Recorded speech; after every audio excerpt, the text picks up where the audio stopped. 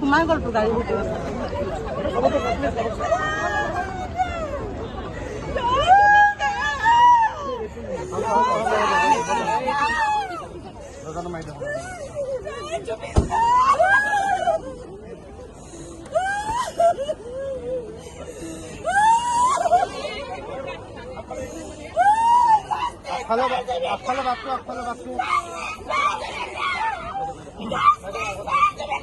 Justice for Govinda! Justice for Govinda! Justice for Govinda! Justice for Govinda! প্ৰকৃতিৰ মাজত জুবিন ইয়াত থাকক, শান্তি মই ভাবোঁ তেনেকৈ তেওঁ শান্তি পাব আৰু ইয়াত তেনেকৈ যাতে লোকসকল আহি খন্তেক বহিব পাৰে প্ৰকৃতিৰ মাজত আৰু ইয়াত কবিতা, গীত, মাত,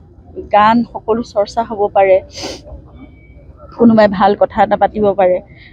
এনেকুৱা এখন ঠাই হওক আৰু চৰাই চিৰিকটি ইতিমধ্যে আহিছে বুলি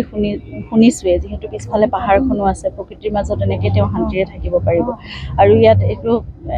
সৃষ্টিৰ এক প্ৰাণকেন্দ্ৰ হওক, প্ৰকৃতিৰ মাজত সকলো যাতে সতেজ হৈ থাকিব পাৰে তেনেকুৱা এটা ৰিক্ৰিয়েশ্যন চেণ্টাৰ টাইপ হওক, কংক্ৰিটাইজ নহওক, মই সেইটোৱে বিচাৰিম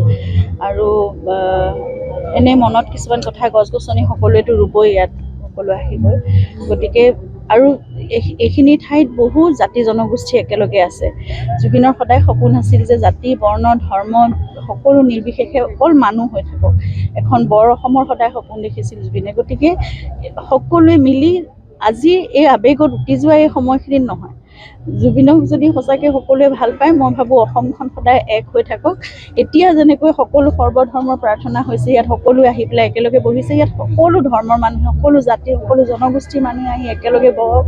সৃষ্টিৰ কথা আলোচনা কৰক, মৰম, ভালপোৱা, মিলা প্ৰীতিৰ কথা আলোচনা কৰক আৰু এখন সুন্দৰ অসমৰ কথা, যিখন অসমৰ সপোন জুবিনে সদায় দেখিছিলে, সেই অসমখন জুবিনক সকলোৱে উপহাৰ দিয়ক মেলি, মই সেয়া আশা কৰি, সেয়া মোৰ একমাত্ৰ প্ৰাৰ্থনা হওক সম্পূৰ্ণ সকলো অসমবাসীৰ কাৰণে, সেয়াই একমাত্ৰ প্ৰাৰ্থনা। আন এটা প্ৰসংগ লৈ, যিহেতু আপুনি এতিয়া গোচৰ দিছে, ন্যায়িক প্ৰক্ৰিয়া কেনেকৈ ধৰণে আগবাঢ়িছে বা কেনেকুৱা হোৱাটো বিচাৰে আপুনি তদন্ত প্ৰক্ৰিয়াটো? আমি খৰতকীয়া হোৱাটো বিচাৰোঁ, সেইকাৰণে আমি মানে অনুৰোধ কৰিছোঁ ফাষ্ট ট্ৰেক ইনভেষ্টিগেশ্যন হ'ব লাগে আৰু সকলো ন্যায় ব্যৱস্থাৰ ওপৰত, আইনৰ ওপৰত সম্পূৰ্ণ আস্থা আছে আমাৰ, গতিকে যিহেতু চৰকাৰেও খুব গুৰুত্ব সহকাৰে কথাটো লৈছে বুলি আমি বিশ্বাস কৰিছোঁ আৰু আইন প্ৰক্ৰিয়াটো তেনেকৈ আগবাঢ়িব, আমাৰ যিমান যি সহযোগ লাগে, যেতিয়াই যেনেকৈ লাগে, আমিতো আমাৰ ফালৰ পৰা আছোঁ আৰু আমি পৰিয়ালৰ লোক হিচাপে বা সকলোৱে বিচাৰিছোঁ, কাৰণ জুবিন সকলোৰে পৰিয়ালৰ এজন ব্যক্তি আছিল,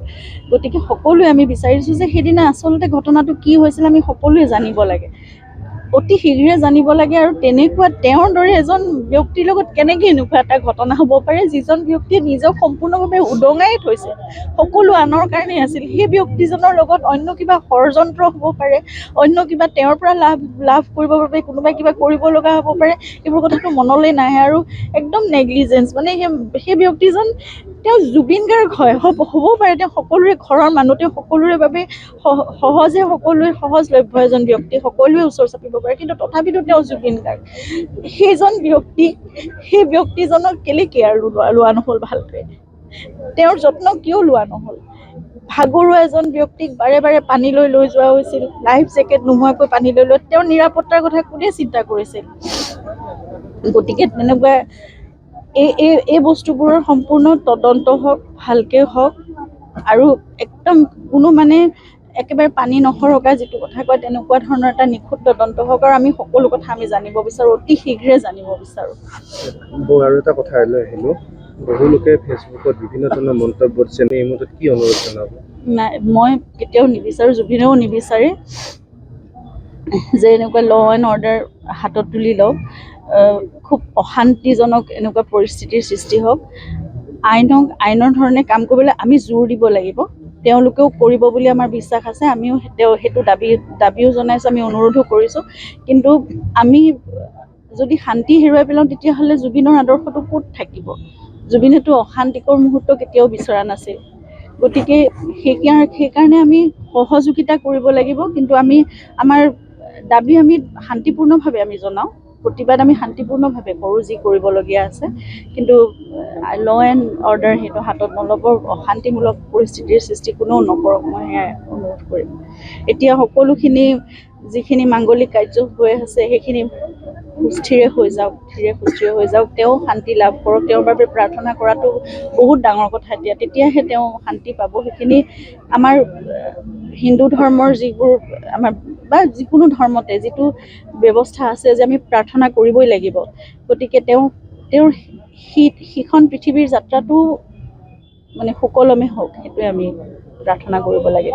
যিকোনো খবৰৰ বাবে যোগাযোগ কৰক 7099017330 লগতে 7099017110 নম্বৰত।